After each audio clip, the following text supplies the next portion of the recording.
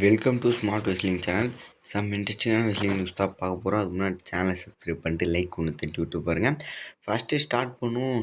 இந்த true McIntyre versus கோடி rose finally பார்த்தீங்கன்னா டிசைட் பண்ணிட்டு இருக்காங்க.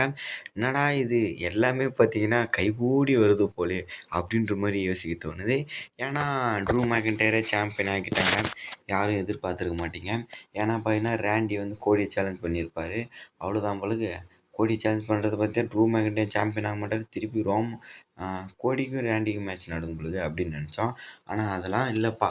ட்ரூ மேக்கின்டையர் இவ்வளோ போராடினாரே, அவருக்கு ஒரு மதிப்பு கொடுக்கணுன்ற மாதிரி கொடுத்து மக்கள் மனசில் பாலை பார்த்துட்டாங்க. என்ன சொல்கிறது. அண்ட் கைஸ், இதுக்கு முழுக்க காரணமே கோடி தானா. கோடியும் ட்ரூ மேக்கின்டையர் சேர்ந்து பேசி தான் இந்த முடிவை எடுத்தாங்களாம். கிரியேட்டிவிட்டி கிட்ட ஃபஸ்ட்லேயே சொல்லியிருந்தாங்களாம். இந்த வெசல் போலீஸோட மேட்ச் நடந்ததில்ல, அப்போவே டைட்டில் சேஞ்சஸ் பண்ண சொன்னாங்களாம். ட்ரூ மேக்கின்டையர்கிட்டேருந்து கோடிக்கிட்டேருந்து ட்ரூ கிட்ட 2 பேரும் பேசி எடுத்து இது மாதிரி டைட்டில் சேஞ்ச் பண்ணிக்கலாம் அப்படின்னு சொல்லியிருந்தாங்க. ஆனால் ட்ரூ மேக்கின்டையர் தான் இருப்பா, இந்த ஃபியூட் அப்படியே ஸ்டார்ட்டாக முடிக்க தேவையில்ல, எல்லாம் ஒப்பாக கலந்து பேசி பார்த்தீங்கன்னா கொஞ்சம் 2 ஃபியூடு வச்சுட்டு 3ஆவதுல வின் பண்ணுற மாதிரி பண்ணிக்கலான்ற மாதிரி சொல்லியிருந்தார் போல். அதனால் இப்போது வேறு லெவலில் மேட்ச்சு க்ரியேட் பண்ணி ஒரு நல்ல மொமெண்டத்தில் தலைவங்கிட்ட சாம்பியன்ஷிப்பு கொடுக்குறாங்க. சூப்பராக இருந்தது. ப்ரோமோவாக இருக்கட்டும், மேட்சாக இருந்துட்டும், எல்லாமே பார்த்தீங்கன்னா க்ளீனாக தாறுமாறாக பண்ணி விட்டாங்க. ஒரு நல்லாவே இருந்தது. பட் 2ல் முடிச்சிருக்காங்க. எப்படின்னா அந்த வருஷத்தில் கொஞ்சம், இந்த வருஷத்தில் கொஞ்சம் ஸ்டார்டிங்கு. இந்த 3 ஃபியூடுமே ஒரே வருஷத்தில் நடந்திருந்தால் போன வருஷம் மாதிரி மேட்ச் ஆஃப் த இயராக இந்த மேட்ச் வாங்கியிருக்க வாய்ப்பு இருக்குது.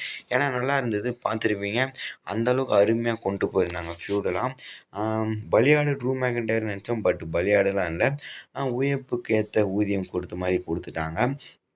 அதுக்கு வந்து பார்த்திங்கன்னா மிஸுக்கும் ரேண்டி ஆர்டனுக்கும் வந்து பார்த்திங்கன்னா இந்த கண்டெண்டர் மேட்ச் நடக்க போகுது. இவங்களுக்கு மட்டும் இல்லை, நிறைய பேர் கண்டெண்டர் மேட்ச் நடக்க போகுது. அதில் யார் ஃபைனலாக மோதி வின் பண்ணிட்டு வராங்களோ அவங்களுக்கு இந்த சாம்பியன்ஷிப் ஆப்பர்ச்சுனிட்டி கொடுக்குறன்ற மாதிரி சொல்லியிருக்காங்க. இந்த மேட்ச் நல்லாயிருக்கும். இவங்களுக்கு தனிப்பட்ட முறையில் ஃபியூடு வச்சு விட்டா கூட அருமையாக தான் இருந்திருக்கும். ஏன்னா இவங்களுடைய கதை சொல்ல தேவையில்ல. பழைய ஃபியூட்லாம் பார்த்தீங்கன்னா இந்த யுனைடெட் சாம்பியன்ஷிப்பு ஃபியூட்லாம் பார்த்தீங்கன்னா தாறுமாறாக இருந்திருக்கும். இது வந்து பார்த்தீங்கன்னா ஃபியூடு போகிற மாதிரி தான் இருந்தது. பட் ஆனால் இந்த கண்டெண்டர் மேட்ச் வைக்கிறாங்க. ஆல்ரெடி மிஸ்ஸை ஒரு வாரம் போட்டு ரேண்டி இப்போ ரிட்டர்ன் பண்ணோன்னே போட்டு பொழந்து எடுத்தார். அதுக்கப்புறம் பார்த்தீங்கன்னா இந்த மாதிரி நாங்கள் கண்டெண்டர் மேட்ச் வைக்கிறோம்ப்பா, இல்லை யார் வின் பண்ணுறாங்களோ அவங்க ராயல் ரம்பிளில் ட்ரூ மேக்கின்டையர் கிட்ட மோதிலான்ற மாதிரி சொல்லியிருக்காங்க. சின்ன ஆப்பர்ச்சுனிட்டி கிடையாது, பெரிய ஆப்பர்ச்சுனிட்டி. மேபி ரேண்டி இதை திரும்பி பலியாட ஆக்கிடுவாங்களோ தெரியல. ஆக மொத்தம் பார்த்தீங்கன்னா இப்போதைக்கு இந்த மாதிரி சொல்லியிருக்காங்க. இந்த மாதிரி கண்டெண்டராக வரவங்களுக்கு மோதலாம். ரேண்டி ஆர்டன் மோதுவார். அப்படி இல்லைன்னா வேறு ஏதாவது சைடில் கெவின் ஓவன்ஸ் ரிட்டர்ன் பண்ணலாம். இல்லை வேறு ஏதாவது பண்ணி ரேண்டி ஆர்டன் மோதாமலேயும் போகலாம். யாருக்கும் தெரியல. அது வந்து பார்த்திங்கன்னா கொஞ்சம் வாரங்கள் கிட்டக்க போக தெரியும். இல்லைனா யாருன்னா அப்டேட்டட் நியூஸஸ் போடும்போது அப்போது பார்த்துக்கலாம். அதுக்கடுத்து வந்து பார்த்திங்கன்னா இந்த மேட் கொரண்டோ, இந்த ஜாக் ரைடர், இவர் பேர் எனக்கு சரியாக வர மாட்டேங்குது. ஜாக் ரைடர் வந்து பார்த்திங்கன்னா இப்போ ரிட்டர்ன் பண்ணார். அவரும் பார்த்தீங்கன்னா கோடிக்கிட்ட சொன்னார், கோடி நானும் இந்த டைட்டிலுக்கோசரம் வருவேன், எனக்கு இந்த டைட்டில் வேணும்ப்பான்ற மாதிரி சொல்லியிருந்தார். அவருக்கும் கண்டெண்டர் இதில் வாய்ப்பு கொடுத்துருக்காங்க. இவர் வந்து ட்ரிக் வில்லியம் ஃபேஸ் ஆஃப் பண்ண போகிறாரு. அதில் வந்து பார்த்திங்கன்னா வின் பண்ணிவிட்டு இவர் போயிட்டு ட்ரூவை ஃபேஸ் ஆஃப் பண்ணுவாரான்னு கேட்டிங்கன்னா கிடையாது. இப்போ தானே வந்தார், இதுக்கு கொஞ்சம் டைம் கொடுக்கணும். இவர் இன்னும் ஒரு வருஷனாச்சும் சும்மா வச்சுருப்பாங்க. சும்மா இல்லை, நல்ல ஃபீல்டு கொடுத்தாலும் இந்த மிட்கார்டு டைட்டில் கொடுக்கறதுக்கு வாய்ப்பு இருக்குது. வேர்ல்டு டைட்டில்லாம் இன்னும் கொஞ்சம் டைம் ஆகும்.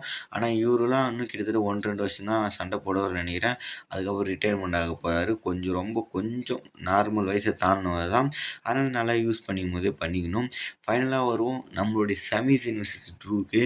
சமீசினும் இப்போது பரபரப்பாக நியூஸ் போயிட்டுருக்கு. பார்த்தீங்கன்னா சமீசின் மோதுறதுக்கு கூட வாய்ப்பு இருக்குது. ஏன்னா சவுதியில் பெரிய சப்போர்ட் இருக்குது சமீசனுக்கு.